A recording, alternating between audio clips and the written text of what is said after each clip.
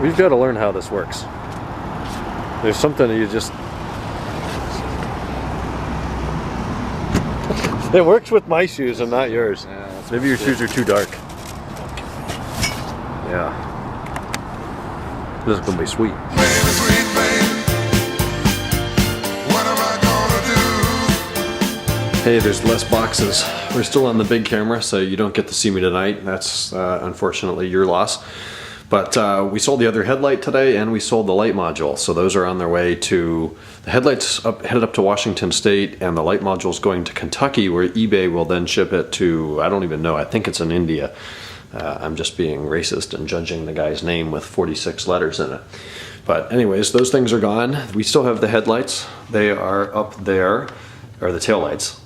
They're up on top of the cabinet, and they're still for sale. Taillights are a lot harder to sell. One, they never break, and two, they always pretty much look good. And there's no like M5 specific tail light. They were all the same until they facelifted them, and putting the LCI lights, doing the tail lights is kind of a pain, and nobody would, I don't know, it's less of a demand. It's going to be a lot harder to sell those, but we've got them for sale, and they're competitively listed, so it may take a while. Still have the cabinets, still have the bike. We got rid of the Blu-ray player, we got rid of a desk, and both headlights and the light module.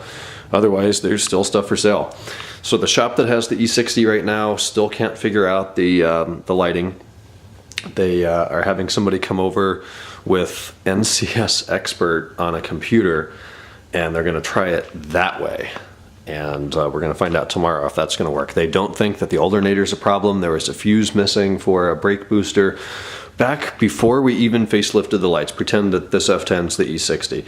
Before we facelifted the lights, we were dealing with the adaptive problem. They would not go left and right. So I checked all the fuses, I pulled them all out of the glove box, checked them, and put them back. There were a couple places where there weren't fuses. So let's say I took out fuse 23, and instead of putting it back in 23, maybe it went in 22 or 24. So I'm thinking that one of them was misplaced. That led to the computers thinking that the brake booster was screwed up, and it limited the power accordingly because it thought that we didn't have brakes.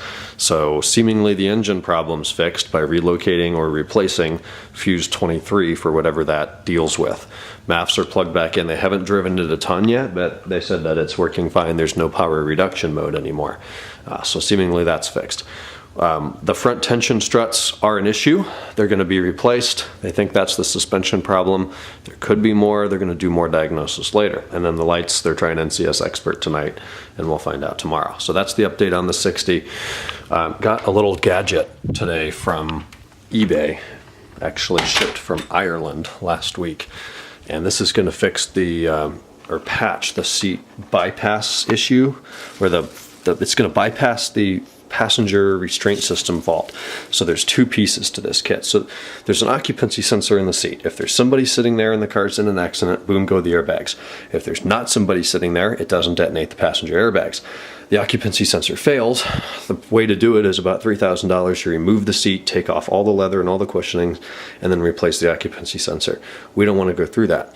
So there's a bypass module that plugs into the factory harness here and tells the computer that, hey, there's always somebody sitting here. The seat is occupied. Well, that's fine and dandy. So you have this, but now anytime that there's not somebody sitting there, the computer thinks there is, but the seatbelt isn't connected. Ding, ding, ding, fasten passenger seatbelt. Well, you don't want to deal with that. So then there's this piece.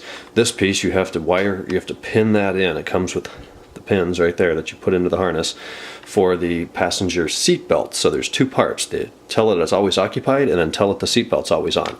So it's kind of a patch, but it's a safe patch in the way that it tells the computer that there's always somebody there. So that seatbelt or that airbag would deploy in the event of an accident. So if we get the car back while I'm still here in San Diego, I'll put this stuff in. If I'm not here, I'll just do it next time. I'll be back in a couple weeks. So that's kind of the update there. Anyways, it is 11:07 and I'm super tired, so I'm going to bed. He's headed into work tomorrow. I'll catch up on these vlogs and give you guys a better update. But we got some toys here today. Costco has a hell of a deal. $30-some, 1.75 liter goose, and you get a little martini recipe here, and then a bottle of extra dry, I don't know if it's sweet vermouth what's the other one? There's sweet vermouth and maybe extra dry is the other kind. I don't know. There's 2 vermouths and we got that one, and it comes with 2 olive picks. So we picked up 2 of those kits and had some of the other one earlier today, and then watched some Netflix, and it's time for bed. So I'll talk to you guys tomorrow. I'll give you a better update on Wednesday. Good night.